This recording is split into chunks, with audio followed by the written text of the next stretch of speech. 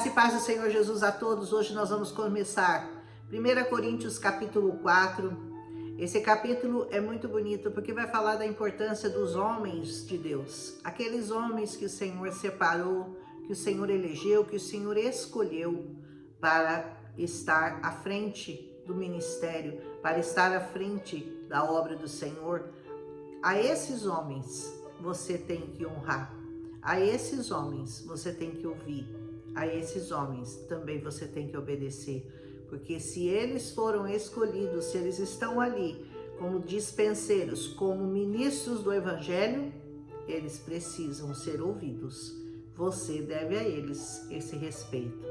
Diz assim, que os homens nos considerem como ministros de Cristo, como dispenseiros do mistério de Deus, aquele que traz para você, aquele que dispensa a você os mistérios do Senhor.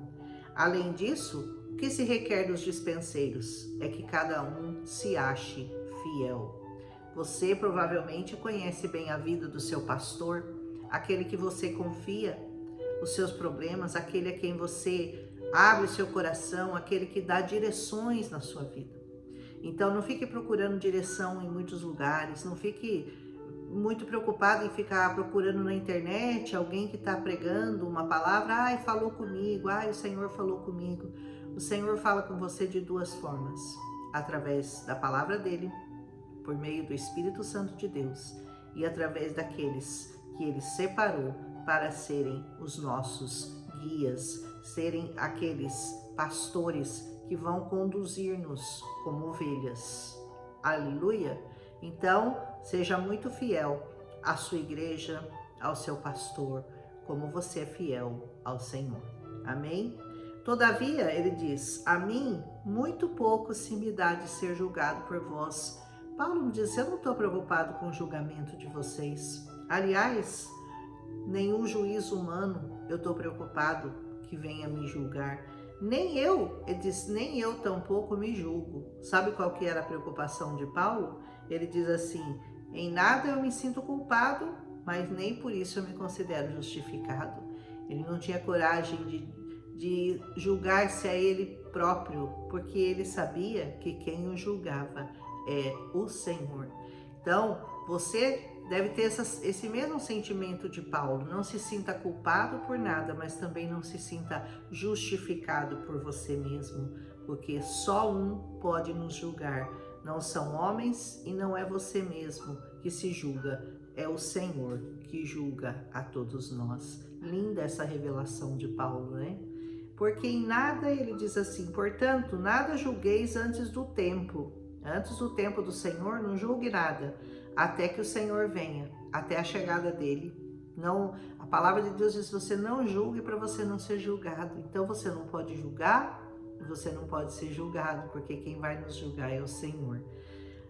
O qual também trará à luz as coisas ocultas das trevas e manifestará os desígnios do coração. E então cada um receberá de Deus o louvor. Você acredita que você vai receber de Deus o louvor? Esse louvor que você dá para o Senhor hoje, Ele vai dar a você de acordo com com os seus feitos, de acordo com o seu empenho, de acordo com as suas obras. Não que as suas obras possam trazer salvação a você. Eu já expliquei bem isso. Obras não conseguem salvar o homem. Amém? Nós somos salvos pela graça. Nós somos salvos por meio da graça que foi derramada em Cristo Jesus, pelo Espírito Santo, pelo sangue de Jesus na cruz do Calvário. Que isso fique muito claro para você. Amém? Mas ele diz que quando o Senhor vier, ele vai manifestar os desígnios do coração. Se o desígnio do seu coração é bom, se o desígnio do seu coração é sem interesse, se você realmente está fazendo a obra desinteressadamente, com amor, crendo no Senhor Jesus, ele diz, você receberá de Deus o louvor. Olha que lindo, Deus trazendo louvor para você. Ele que é digno de toda honra, toda glória, todo louvor, vai dar louvor a você. Aleluia! E eu, irmãos, apliquei essas coisas por semelhança a mim e a Apolo. Então ele diz, eu estou fazendo isso tanto por mim, dizendo isso tanto por mim, quanto para o Apolo, a quem ele tinha designado naquele lugar. Por amor de vós, para que em nós aprendais a não ir além do que está escrito, não vos ensoberbecendo a favor de um contra o outro. Sabe aquela coisa, eu estudei mais a palavra, eu sei mais do que você, eu tenho mais revelações do que você. E diz, não vá além do que está escrito. Essa palavra por si só, ela é suficiente, ela basta. Não fique inventando coisas humanas, palavras bonitas e se achando porque você fala bem, porque você fala bonito, e você vai se ensoberbecendo e achando que você sabe mais do que alguém, porque nós não sabemos nada além daquilo que está escrito. E Paulo estava reforçando essa ideia aos coríntios. Porque quem te faz diferente, diz ele, e que tens tu que não tenhas recebido? O que você tem que você acha que você é melhor que o outro? O que você tem que você acha que você é diferente do outro? O que você tem, você recebeu. Você recebeu. E se você recebeu, por que você se gloria? Como se você já não tivesse recebido. Você recebeu de graça. Então dê de graça. Amém? Isso não pode trazer soberba ao nosso coração, porque a soberba é o princípio da ruína do homem. Todo homem que se ensoberbece, ele vai terminar em ruína, porque esse foi o motivo da queda de Satanás. Ele quis saber tanto ou mais do que Deus, por isso ele caiu. Então, fica na sua medida aí, fica sabendo o seu lugar, onde você está em Cristo Jesus, e não deixe a soberba subir ao seu coração. Já estáis fartos, já estáis ricos, sem nós reinais, e quisera reinasseis, para que também nós viéssemos a reinar convosco. Ele diz, quem dera, né? Vocês já reinassem, para que nós pudéssemos também reinar junto com vocês.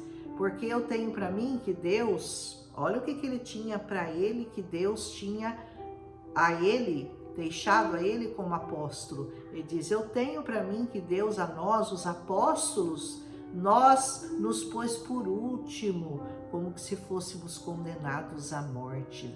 Ou seja, nós somos os últimos, nós somos aqueles que mais têm que se humilhar, mais têm que servir, nós somos os condenados à morte.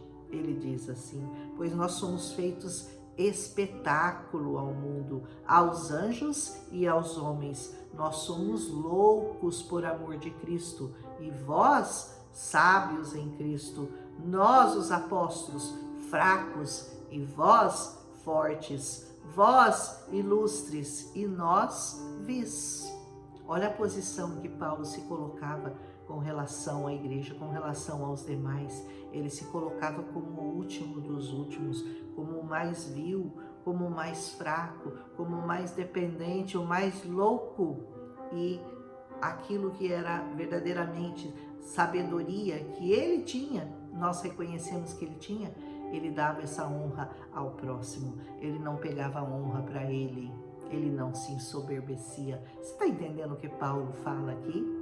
Com relação a ele próprio, os sentimentos dele, de ser o último dos últimos, como se ele tivesse condenado, como se ele fosse um condenado à morte, um espetáculo ao mundo, aos anjos e aos homens. É assim que ele se considerava.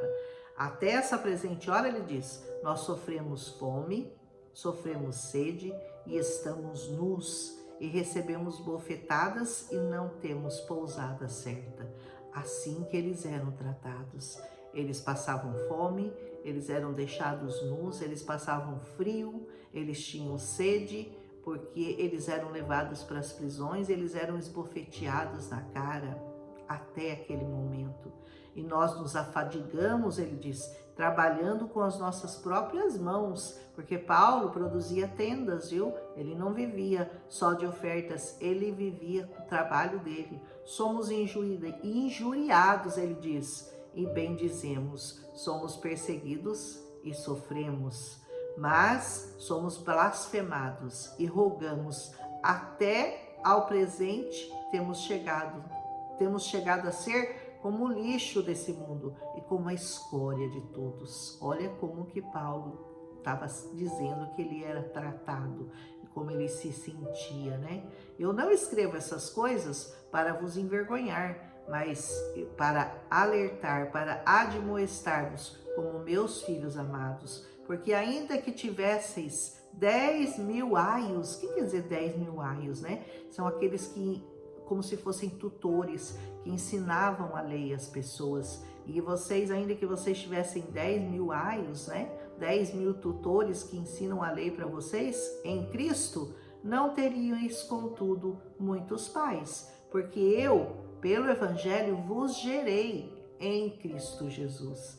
Admoesto-vos, alerto-vos, portanto, a que sejais meus imitadores. Olha o que Paulo estava sugerindo a eles. Então não se ensoberbeçam, não achem, olha, não, porque agora nós entendemos, porque nós recebemos a graça do Senhor, nós somos melhores do que vocês. Não, considerem-se os piores, considerem-se como a escória, como o lixo desse mundo. Olha o que Paulo estava dizendo, para que você receba a glória, não de homens, nunca de homens, mas somente do Senhor. Por esta causa eu vos mandei Timóteo, ele diz, que é o meu filho amado, e ele é fiel no Senhor, o qual vos fará lembrar os meus caminhos em Cristo Jesus, como por toda parte eu ensino em cada igreja. O Timóteo está indo aí para fazer vocês lembrarem, para ensinar vocês, continuar os meus ensinos, aquele que eu dei a ele, ele vai aí passar para vocês.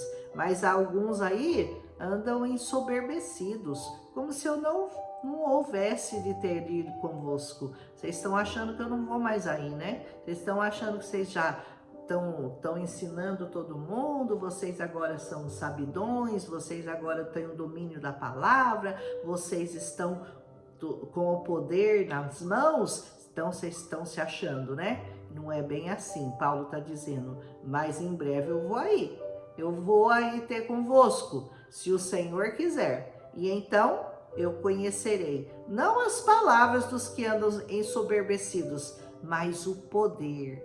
Eu vou aí, não é para ver que quem está falando bonitinho, não. Eu quero ver qual é o poder de Cristo que foi derramado, depositado nas mãos de cada um de vocês. Porque o reino de Deus, diz o apóstolo Paulo, não consiste em palavras, mas em poder.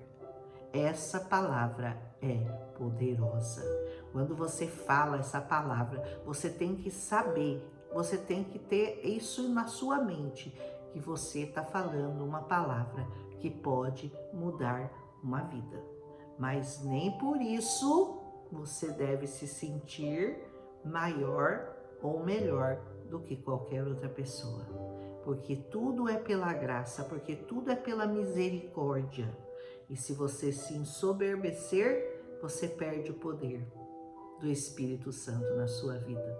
Não se ensoberbeça. Não queira achar que você é alguma coisa além daquilo que Cristo te permite ser. Amém?